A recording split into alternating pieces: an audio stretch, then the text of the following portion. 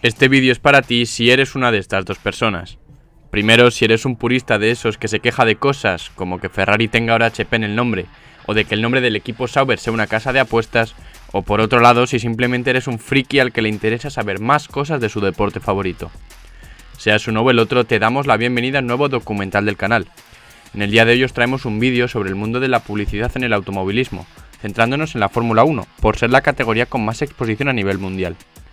Hablaremos sobre la historia de los patrocinios y cómo han sido capaces de influir este deporte de maneras que te van a sorprender, pero también al revés, porque la categoría reina también puede hacer que grandes empresas tomen decisiones importantes. Y hablando de patrocinadores, este vídeo está patrocinado por Automociona, la consultora de marketing de última generación que conducirá al éxito tu concesionario. Diseño web, chatbot, publicidad SEM y programática, email y SMS. Aplicación para fotografiar tu stock de vehículos, CRM inteligente, enriquecimiento de leads, salones comerciales, eventos en instalaciones, mobiliario para stands e incluso pantallas LED para tu negocio. Automociona tiene la solución de marketing 360 grados que tu concesionario necesita. Descúbrela en www.automociona.com. La publicidad en la Fórmula 1 tuvo su nacimiento a finales de los años 60, cuando los coches de Fórmula 1 empezaron a incorporar publicidad en sus chasis con fin de sufragar parcialmente los crecientes presupuestos de los equipos.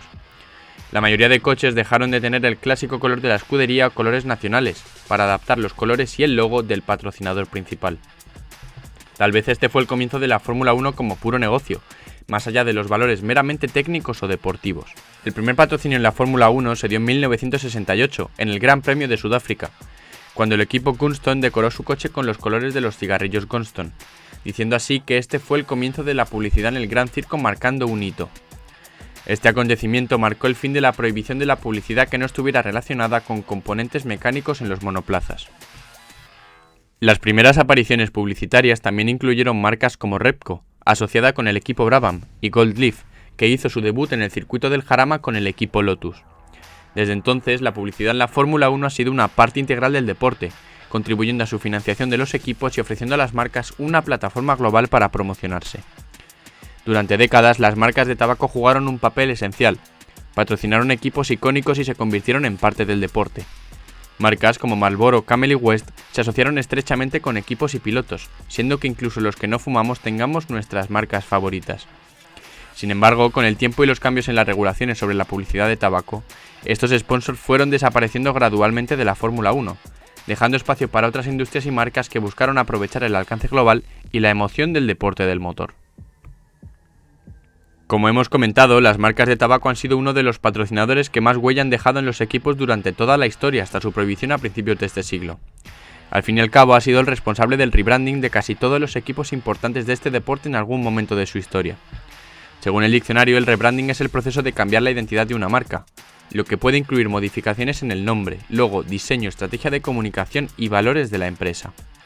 Se hace para modernizar la marca, adaptarse a nuevas audiencias, diferenciarse de la competencia o superar crisis de imagen. En la Fórmula 1 el rebranding o cambio de nombre de un equipo debido a un patrocinador principal es una práctica que ha estado presente en la Fórmula 1 desde hace décadas. Así que sí, para la gente que llora.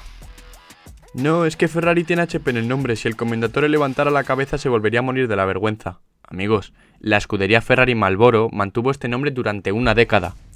No tardaron ni 10 años desde que Enzo Ferrari murió para poner el nombre de esta tabaquera en el nombre del equipo.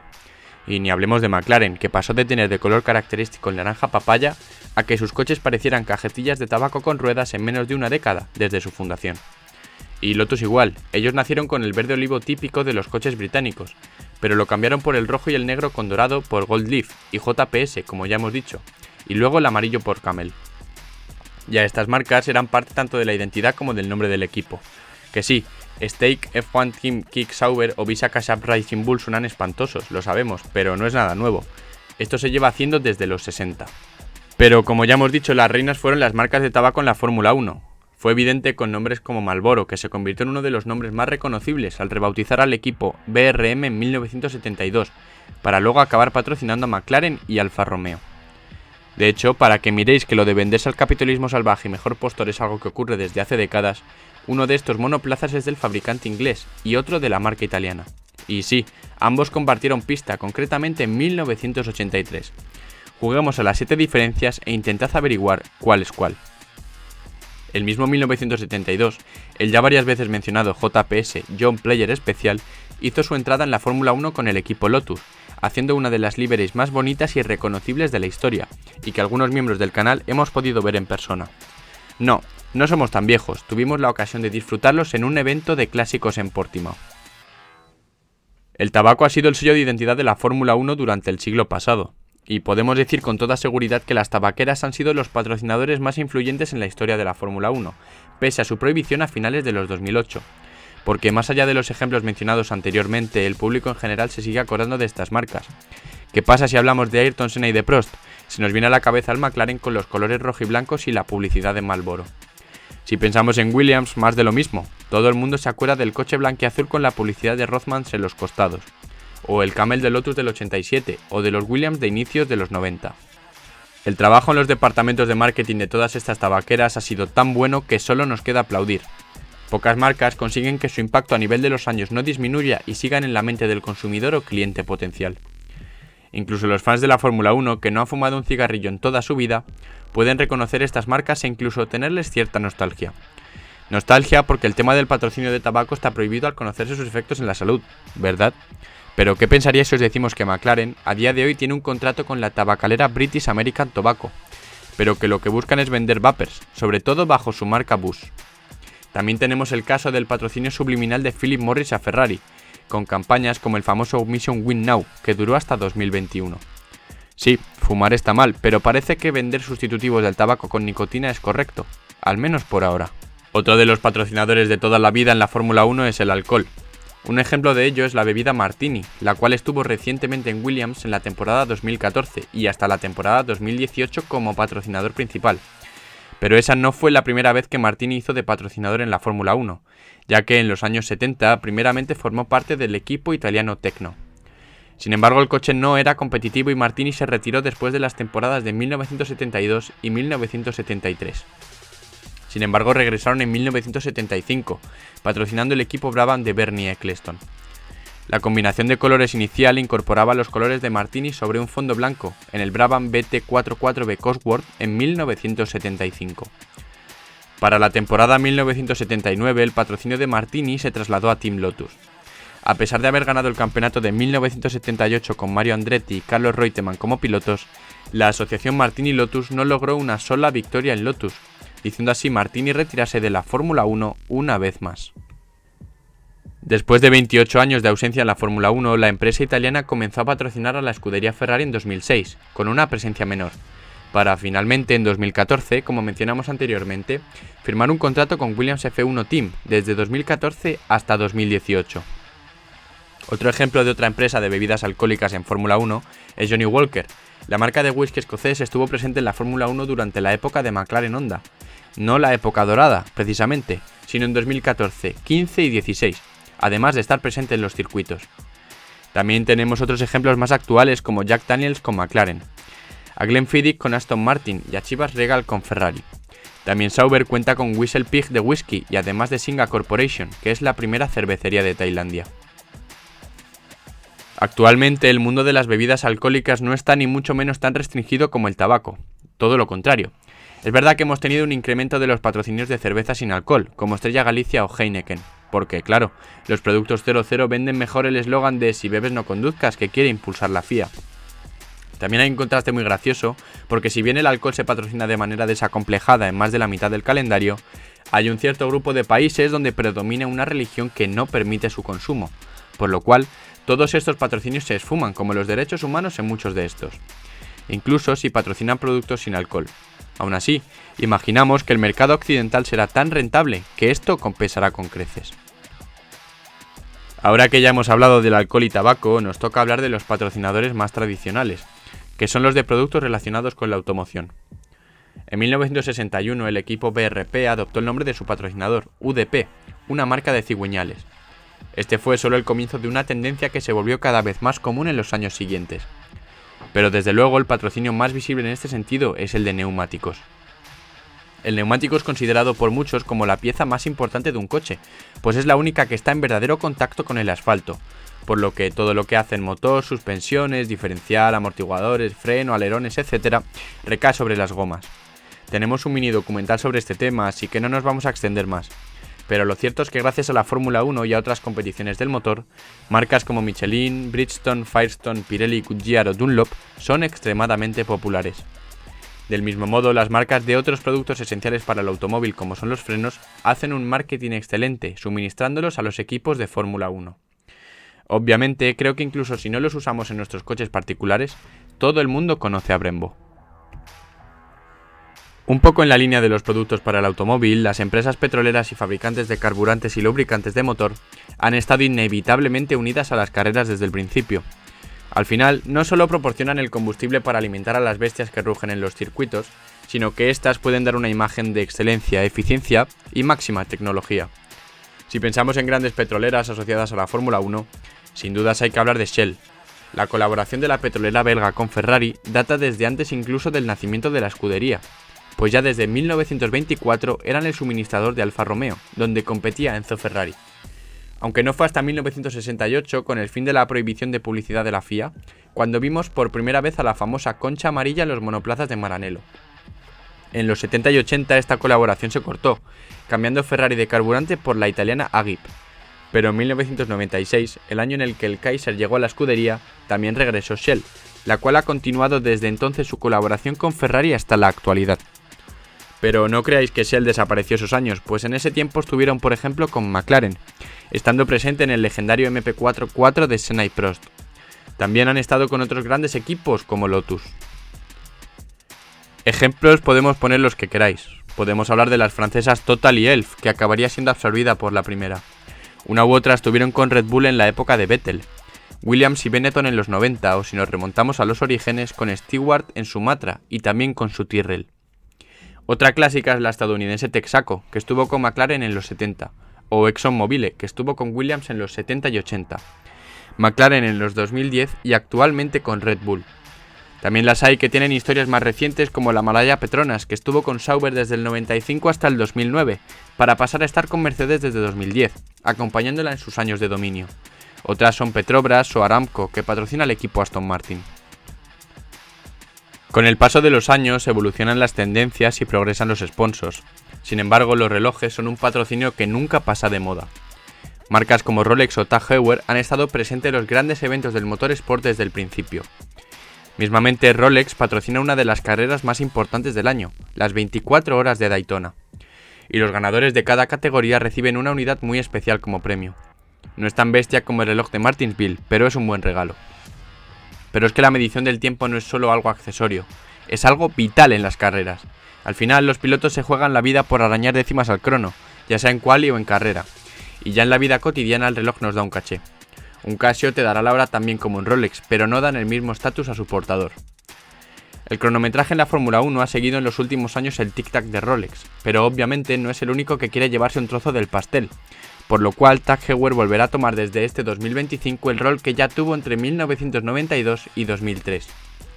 También llevan muchos años siendo el patrocinador potente de Red Bull, poniendo incluso su nombre al motor Renault que llevaban entre 2016 y 2018, unido al empeoramiento de las relaciones del equipo con el fabricante francés. Otros ejemplos notables incluyen la asociación con la marca de reloj suiza fue Tag Williams y el McLaren Tag Porsche, que daba nombre al motor de McLaren en el 84, un poco como lo que hizo Red Bull entre 2016 y 2018, que puso a su motor Renault el nombre de la relojera suiza. Si queremos más ejemplos, podemos hablar de Tissot, que patrocinó a Lotus a finales de los 70 y a principios de los 80. Del mismo modo, otra marca histórica que estuvo muchos años asociada al cronometraje de la Fórmula 1 es Longines, presente en los Renault y Ferrari de los 80. Otras marcas de relojes asociadas a la escudería han sido Hublot y actualmente con Richard Mille, que también patrocina a McLaren. De hecho, actualmente hemos visto una evolución del patrocinio de relojes con algo tan chorra como original, y que funciona: pintar un reloj en el guante izquierdo de los pilotos. Esto lo comenzó Mercedes en 2014 con su patrocinador IWC, y desde entonces lo hemos visto con varios equipos como Vicard con Tudor, Aston Martin con Guillard Perregaux o Alpine con H. Moser. Y es que todos los equipos tienen o han tenido hace poco patrocinios de relojes. Sauber, aunque ahora no tiene, tuvo hace pocos años a Rebellion, y lo mismo con Williams y Bremont. Si seguimos hablando de patrocinadores clásicos, podemos hablar en menor medida de los bancos. Aunque estas instituciones financieras las hemos visto en menor medida en Fórmula 1, siempre que hablamos de bancos, los fanáticos del automovilismo se nos viene a la cabeza Ayrton Senna, la publicidad de Nacional en el frontal de la gorra o en su propio casco con la bandera de Brasil. Otro banco muy importante que ha formado parte de la historia de la Fórmula 1 ha sido el Grupo Santander. Es la empresa más importante y solvente de España. Sí, incluso más que el Grupo Inditex de Amancio Ortega. El Banco Santander llegó a la Fórmula 1 de mano de Alonso a Ferrari y se mantuvo tras su marcha. No obstante, lo que nos ha demostrado este banco es algo interesante, y es que han cambiado de color. Sí, antes hablábamos de cambiar a un color rojo, pero ahora hablamos de que se han pasado a Williams para seguir apoyando a Sainz. Noticia grata, ya que demuestra que quiere seguir en este mundo, pero apoyando a deportistas nacionales. Lo interesante sobre esto es que en vida, Emilio Botín siempre fue un gran defensor de la Fórmula 1 como forma de dar más visibilidad al negocio. Otras entidades que tuvieron su paso por la Fórmula 1 fueron Banco do Brasil, que estuvo en Sauber como patrocinador de Felipe Nasser en el 2015 y 2016, o ING Direct entre 2007 y 2009, aunque como comentaremos más adelante, la cosa no acabó demasiado bien. Pero el verdadero OG es el banco Raiffeisen Bank, el cual fue el que financió a Niki Lauda para poder llegar a la Fórmula 1 allá por los 70. Todos los patrocinadores mencionados anteriormente, ya sean tabaqueras, bebidas alcohólicas o relojes, no solo han sido parte de la Fórmula 1. Ejemplos en el mundo del motor hay docenas. En el WEC tenemos los legendarios Porsche Rothmans, por ejemplo. En el WRC podemos recordar el espectacular Lancia pintado de Alitalia, y sobre todo de Martini, o el Subaru de Sainz y McRae con el 555. Y en motos tenemos el famoso Yamaha Lucky Strike o la legendaria asociación Repsol Honda, que llevan el mundial desde los 90, en la época de Duhan y Cribillé, que ha finalizado en este 2025, pues la petrolera española no quiso renovar el contrato. Nos estamos dejando muchas, seguro que cada uno podrá poner sus ejemplos en los comentarios, y estaremos de verdad encantados de leerlos. Ya hemos visto cómo el tabaco, el alcohol, los relojes o los carburantes han estado en este mundillo desde sus albores, y así seguirán, con la excepción de los cigarrillos, hasta el fin de los tiempos. Pero con el pasar de los años, los cambios en las tendencias han cambiado, y han aparecido nuevos productos que han querido asociarse al motor y nuevas formas de implementación debido a las nuevas vías de comunicación entre empresa y consumidor, como pueden ser las redes sociales. El primero que se nos viene a la cabeza son las bebidas energéticas. Imaginemos una marca que hubiera comprado a Jaguar el equipo hace 20 años, para ganar 8 mundiales de pilotos y 7 de constructores, no sin antes comprar otro equipo, Minardi. Pues sí, hablamos de Red Bull, porque seamos honestos, el marketing de Red Bull a nivel mundial es para sacarse el sombrero. Patrocinan y organizan de todo, campeonatos de salto, de acrobacias con aviones, batallas de rap, de todo. Y como las bebidas energéticas están estrechamente vinculadas al mundo del deporte y sobre todo de los deportes de riesgo, la Fórmula 1 es un mundo que le sienta de maravilla a Red Bull. Lo mismo puede decirse del motociclismo, donde una buena fracción de la parrilla está patrocinada por la marca austriaca. Otro tipo de patrocinador moderno que brilla en la Fórmula 1 es, por supuesto, las empresas de software que aparecen por todos lados, como son Halo PSA, Bitdefender, Oracle, Everdome, TeamViewer, Globant, Siemens o WhatsApp. De hecho, el equipo Mercedes utiliza el logo de WhatsApp como botón de la radio del volante. Puro marketing. Más ejemplos son Xbox en Alpine o EA Sports con RB hasta el año pasado. Google aparece en la actualidad con Android en McLaren o BlackBerry en su día con Mercedes durante el 2014. Otro patrocinador a tener en cuenta son las casas de apuestas. En este caso no aparecen de forma directa en los patrocinios a excepción de Sauber con Stake. Son empresas que tienen muy mala fama a causa de los problemas de ludopatía que mucha gente sufre. Y es que las apuestas sí que se han hecho un hueco en la Fórmula 1, de tal manera que se podría decir que hasta tienen su propio Gran Premio. Es que sí, hablamos del Gran Premio de Las Vegas, y es que lo que pasa en Las Vegas se queda en Las Vegas. Dejándonos ver que este Gran Premio se patrocina solamente por casinos, nada más hay que ver cómo se anuncia el inicio de la carrera y cómo aparecen los principales casinos en la imagen. Y también se debe tener en cuenta que la entrevista tras finalizar la carrera es de obligado cumplimiento que se realiza en el Bellagio.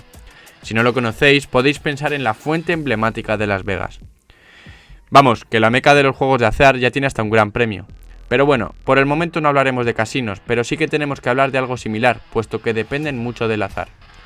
Pongamos que hablamos de criptos, y antes que nadie se ofenda, sabemos que invertir en criptos no es lo mismo que apostar, pero nos sirve para hacer el puente entre ambos temas. Pasamos pues de las apuestas a holdear con criptos, Pues un tipo de patrocinador que ha irrumpido como un elefante en una cacharrería son los traders de criptomonedas. Entrando en este mundo podemos ver hechos interesantes como Kraken con Williams o Bybit en Red Bull. También se pudo ver como TFX Pro, una gran empresa de criptomonedas, llegó a ser un patrocinador del equipo Mercedes. Su relevancia llegó a tal punto que pasó a poner nombre al estadio de los Miami Heat de baloncesto. Pero lo más importante de todo es que aparentemente era una presunta estafa, por lo que acabó hundiéndose. Tanto así es que su creador está cumpliendo una condena de 25 años en prisión. Algo similar pasa con OKX, sponsor principal de McLaren, quien se enfrenta a una investigación judicial, y es que parece que ha tenido problemas en varios países. De hecho, en España la ley ampara un nivel de apalancamiento que OKX no cumple, y en Estados Unidos han tenido que pagar la friolera de 500 millones a la justicia del país de las barras y las estrellas. Otro tipo de patrocinador relativamente reciente es el del cine. Las películas en la Fórmula 1 es un tema curioso, porque aunque el mundo americano es el que estila los patrocinios one-off, obviamente al tener una duración limitada en cartelera no tiene sentido que el patrocinio dure más de una carrera, o quizá dos. Hemos visto muchos casos como este durante el presente siglo, como el Red Bull de Star Wars o el de Superman, con el que lograron en Mónaco 2006 su primer podio, donde mejor campaña de marketing no se pudo hacer, estando Coulthard en el podio con la capa de Superman. Otro patrocinio mítico de Red Bull fue el de la película de James Bond, incluyendo el 007 para Silverstone 2019. Otros casos que podemos recordar del pasado año son Alpine con Indiana Jones o Deadpool y Wolverine, con unos diseños espectaculares de sus dos pilotos, así como el patrocinio de Venom con Haas. Pero el más loco de todos sin duda se produjo en el año 2004, con el equipo Jaguar como protagonista. Patrocinar la película Ocean's 12, los coches llevarían en sus morros un diamante valorado en $300.000 cada uno. Un plan sin fisuras que, por supuesto, no tenía ninguna posibilidad de salir mal. Y nótese la ironía, por favor. Ya en la primera vuelta, Christian Klein se fue recto en Loebs, lo que dañó el morro e hizo desaparecer el famoso diamante. Nunca se supo qué fue de él, si se volatilizó en el accidente o si algún ágil comisario consiguió llevárselo de la zona y lo tendrá en su casa, o igual lo vendió. Cambiando de tema de forma radical, la Fórmula 1 capta mucho la atención. ¿Puede ser que esté de moda? Pues la verdad es que las grandes marcas de ropa también quieren aparecer en el gran circo. Y esto tampoco es algo nuevo, ya lo hemos visto con el caso de Benetton o Tommy Hilfiger en la época del dominio del Kaiser con Ferrari. No es raro ni tampoco nuevo ver marcas que patrocinan como Bosch con Aston Martin, Hugo con Visa, Tommy Hilfiger con Mercedes, Pepe Jeans con RB y hasta marcas de deportes como Puma con Ferrari, Kappa con Alpine, etc. Lo que sí es más reciente son las colaboraciones, sobre todo de pilotos con marcas de moda. Y sí, estamos hablando sobre todo de Lewis Hamilton. El pasado mes de julio, el 7 veces campeón del mundo volvió a anunciar una nueva colaboración con una marca de moda. En este caso se trata más y nada menos que con la marca de moda Dior, tras ser nombrado como embajador oficial de la propia marca. Pero no es la primera vez que Hamilton se sube a este barco, ya que en el 2020 ya había confirmado su quinta colaboración con Tommy Hilfiger. Cuando hablamos de colaboraciones debemos dejar claro que Lewis es quien diseña la ropa para la propia marca. Ya sobre su sentido del gusto, eso es algo que dejamos para debate en los comentarios. También otras marcas que no se han querido perder parte del pastel son aquellas que están dedicadas al bricolaje, como DeWalt con McLaren o Angel con Mercedes, incluso JCB con Aston Martin, que fabrica equipos para la construcción. Algo que tenemos que mencionar es que la publicidad ya no se implementa como en antaño, tan solo en la pegatina en la livery del coche. A día de hoy los equipos y las marcas colaboran a través de las redes sociales, ya sea en TikTok o Instagram con campañas publicitarias con el equipo o vídeos con los pilotos. Los tiempos han avanzado ya que los medios que utilizaban las marcas en el pasado se han quedado anticuados o se utilizan en menor medida, focalizándose al 100% en redes sociales. ¿Esto por qué? Es más fácil encontrar o mostrar tu contenido o publicidad a tu público ideal en redes sociales que en cualquier otra plataforma, como puede ser la televisión, que tiene un público más generalizado. Un aspecto importante a tener en cuenta de algunos sponsors es que de vez en cuando aparecen empresas que tienen ciertos comportamientos que no son políticamente correctos. Por eso, a lo largo de la historia de la Fórmula 1 hemos visto casos de patrocinios que han resultado ser más perjudiciales que beneficiosos para los equipos. Algunos de estos patrocinios han sido tan infames que se han convertido en anécdotas legendarias en el mundo del automovilismo. Uno de los casos más recientes es el de Rich Energy con el equipo Haas. Rich Energy, una empresa de bebidas energéticas que muy probablemente fuera tapadera de algo más turbio, se convirtió en el patrocinador principal de Haas en 2019. Sin embargo, la asociación fue breve y tumultuosa, con disputas legales y financieras que llevaron a la terminación de anticipada del contrato de patrocinio. Como curiosidad, la marca tuvo que cambiar su logo porque era una copia descarada del de un fabricante de bicicletas. El de la izquierda es el logo de la marca de bebidas y el de la derecha es el de la de bicicletas, que evidentemente es anterior. Diría que ni las copias chinas se parecen tanto. En una nota más surrealista, en el 1999 el equipo Arrows atrajo la atención por su patrocinio con un supuesto príncipe nigeriano, cuya participación resultó ser más un engaño que una contribución financiera genuina. Otro caso interesante fue el breve patrocinio de Bin Laden Saudi con el equipo Williams a principios de la década de 1980. Bin Laden Saudi es una empresa de construcción árabe que sigue existiendo, cuyo patrocinio en principio no dio problema alguno, pero viendo con retrospectiva el hecho de que uno de los 52 hijos del señor Mohammed Bin Laden decidiera crear una empresa, digámoslo, más de demolición de edificios que de construcción, pues le da una nota curiosa, cuanto menos. En una nota no menos macabra, en los años 70 el equipo de Arturo Merzario fue patrocinado por una funeraria. Aunque la intención detrás del patrocinio puede haber sido inocente, la asociación con la muerte y el luto en un deporte donde acabar con los pies por delante era lo normal en esa época, pues no era lo más elegante del mundo. Ya dijimos que al principio los únicos sponsors permitidos eran marcas relacionadas con el automóvil, y aunque empezara a haber más variedad, siempre ha habido grandes colaboraciones entre, por ejemplo, suministradores de combustibles, lubricantes o neumáticos. Esto puede dar una gran imagen a las marcas, dando una impresión de gran rendimiento y de fiabilidad. Aunque a veces ocurre todo lo contrario, especialmente cuando hablamos de neumáticos, donde los suministradores lo único que consiguen es hacer el ridículo. Recordamos casos sonados como el de Indianápolis 2005 en la Fórmula 1, con los reventones de los neumáticos Michelin, así como los desastres que ha protagonizado Pirelli suministrando gomas a la categoría reina. Así de primeras tenemos Silverstone 2013 y 2020, así como Qatar 2023. Pero el caso más triste es el de Firestone, marca que suministró las gomas del fatídico Gran Premio de Alemania de Fórmula 2 de 1968, y que obligó a Jim Clark a competir en esta carrera, pese a que él mismo no quería. Carrera en la que justamente un fallo en los neumáticos provocó un accidente que llevó a la tumba probablemente el piloto más talentoso de la historia del automovilismo. Y por eso, casi 60 años después, el nombre de la marca de neumáticos estadounidense sigue y seguirá ligada para siempre a una de las mayores pérdidas sufridas por el motorsport. Luego hay casos donde simplemente el mal nombre de la empresa que te patrocina acaba por arrastrarte, hasta el punto donde la colaboración se hace insostenible. Y tenemos que volver a Haas. Un caso más reciente es el patrocinio de Uralkali con el equipo americano. Podemos ver que estos no aprenden con lo fácil que sería tener sponsors normales como los que tienen en la NASCAR o todos los que hemos expuesto en este vídeo. Pero no, eligieron a una química rusa con claros vínculos con el gobierno de Vladimir Putin y un historial más negro que la axila de un grillo, sumado al hijo del jefe de esa empresa como piloto, un piloto nefasto y con escándalos públicos a sus espaldas. Aunque inicialmente se esperaba que este acuerdo proporcionara estabilidad financiera al equipo, todo lo que pasó en Ucrania hizo que tuvieran que recular. Aunque siempre quedará para la historia ver a un coche estadounidense completamente pintado con la bandera rusa. Y sin ir más lejos, tras el Gran Premio de Países Bajos de 2024, Uralkali apareció para reclamar los 8,5 millones que les debían, lo que retuvo al equipo americano en Zandvoort. Vamos, que casi se quedan sin un coche los dos. Así que sí, un buen patrocinio te puede asegurar la supervivencia, pero si no eliges bien a tus socios te puedes meter en un buen follón, ya sea porque estos sean menos serios que una partida de ajedrez entre delfines o porque sean una empresa con peor imagen que McLaren tras el escándalo del Spygate. Pero también tenemos el caso contrario, que es cuando un equipo da una imagen mala, por no decir malísima, y los patrocinadores no quieren empeorar su imagen de marca y abandonan el equipo o quitan sus patrocinios. Eso fue algo que ocurrió en Singapur 2009, un año después del Crashgate, cuando Renault provocó un accidente aposta para ganar la carrera el año anterior. Los patrocinadores de Renault como ING Direct no quisieron mostrar su publicidad durante ese gran premio como medida de disconformidad.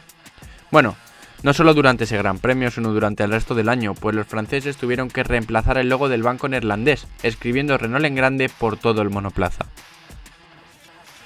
Pero vamos a ver, cualquier cosa que podamos comentar en el caso de las carreras europeas es simplemente hablar de niños de teta en comparación de los grandes maestros de la publicidad y el marketing. El país de las águilas calvas y las raciones XXXL de comida, los Estados Unidos de América. Porque en la Fórmula 1 hemos visto que los grandes premios tienen nombre de patrocinadores. Por ejemplo, el Gran Premio Qantas de Australia. Incluso en algunos casos estos sponsors han hecho el trofeo, como es el caso ya mencionado del Banco Santander, o Sega, que en la legendaria carrera de Donington 93 le dio a Senna un trofeo en forma de muñeco de Sonic que lo acreditaba como el ganador, haciendo honor a la velocidad del famoso erizo. Pero los gringos son otro nivel. ¿Que no me creéis? La Fórmula 1 nunca ha tenido los bemoles de poner el nombre de un sponsor a la categoría. En cambio, en la NASCAR hemos tenido la Winston Cup Series como nombre de la máxima división durante muchísimos años. Luego su nombre pasó a la Sprint Cup Series, y no porque fuera un campeonato sprint, sino porque ese es el nombre de una marca de telefonía. Igualmente, las categorías inferiores se llaman Xfinity Series y Craftsman Series, nombres dados por sendos sponsors. Igualmente, la otra gran categoría americana se llama NTT IndyCar Series, y antes era la IZOT IndyCar Series. Porque en el nuevo continente no hay medio a prostituir tu nombre al capitalismo salvaje si eso implica mayor exposición y beneficios económicos. Y no vamos a decir que eso esté mal. Es Estados Unidos el país donde han puesto medio tiempo a las carreras de NASCAR para sacar coches de seguridad y meter más anuncios. El país donde la zona de resalida tras los caution y hasta las últimas vueltas están patrocinadas. Si en Europa nos quejamos de que las marcas determinan el nombre de los equipos, en Estados Unidos literalmente se cambia el color de su coche según la carrera. Básicamente se firman acuerdos puntuales por carrera con ciertos patrocinadores. Y esto puede hacer que un día veas el coche de Palou pintado de DHL, sus colores habituales este 2024, y otras con el verde que solía llevar su compañero Marcus Armstrong. Eso es algo que dificulta mucho seguir estas categorías si se viene de nuevas, porque puede que me haya quedado con que el coche de Pennzoil en las 500 millas es McLaughlin y que es amarillo, pero es que a lo mejor en la próxima carrera el coche es rojo o azul. Es un lío, pero lo dicho, el patrocinador y el dólar manda. De todo lo que hemos desarrollado aquí, podemos hacernos una idea del poder e influencia que puede tener un patrocinador en un equipo, pues como se suele decir, por la plata baila el mono. Los patrocinadores tienen el poder de, por ejemplo, meter o quitar pilotos, y aquí entramos en dos categorías en las que podríamos clasificarlos. Porque si no hacemos como Claire Williams, que definía a Fernando Alonso como piloto de pago por llevar bajo el brazo al Banco Santander al fichar por Ferrari. Surrealista. Como fuera, están los pilotos que son fichados por su rendimiento, pero que aparte aportan sus propios patrocinadores. Más allá del ejemplo de Fernando Alonso, tenemos el caso de Checo Pérez. Sí, no es que su rendimiento en 2024 haya sido espectacular, pero él no se mantuvo en el equipo por aportar dinero en forma de patrocinadores como Telcel, sino probablemente por dar estabilidad y no molestar mucho a Verstappen. Estos sponsors son además un añadido. Prueba de ello es que a Red Bull no le tembló el pulso para despedirle cuando su falta de rendimiento fue insostenible. Aunque es interesante recalcar que a nivel de marketing resulta razonable pensar que Checo vende más que Max. Aquí teníamos casos como KitKat o Telcel que estaban en Red Bull por Checo, mientras que Jumbo decidió abandonar a Max por no considerar que era relevante seguir con el patrocinio. Luego hay casos donde el piloto es un talento emergente pero necesita un pequeño empujón para que alguien lo fiche, al menos al principio. Este es el caso de Colapinto, y en esta última foto podéis ver todas las marcas argentinas que han aparecido tras la llegada del argentino. Entre ellas Mercado Libre, empresa similar a Amazon pero en Latinoamérica. Cabe destacar que Colapinto también lleva en su casco un patrocinador del famoso DJ y compositor Bizarrap, uno de los mayores productores de música del mundo. Un Ibai en España, un MrBeast en el mundo angloparlante y a nivel mundial, pero de la música. Quizá, así os suene quién es Bizarrap. Por otro lado, hay pilotos cuya única justificación para estar en su asiento es la billetera de sus patrocinadores. Un gran ejemplo reciente lo tenemos con Latifi Labatt Williams. La empresa de cafés aparecía como sponsor principal del equipo, al igual que de Jonibe, una empresa canadiense de complementos alimenticios. Tras su marcha, estos sponsors desaparecieron. Quitando casos como Stroll o Sirotkin, donde caía el Daddy Cash, pero no un patrocinio como tal, podemos hablar de Felipe Nasser, que estuvo 2 temporadas patrocinado por el ya mencionado Banco do Brasil, que lucía por todo el coche de Sauber. Curiosamente, su rendimiento fue muy bueno, pero cuando se acabó la pasta, fue mandado a paseo.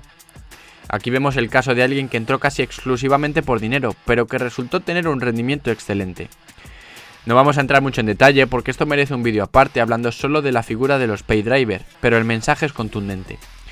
Los sponsors pueden tener mucho poder político dentro de los equipos, llegando a condicionar las alineaciones a golpe de talonario.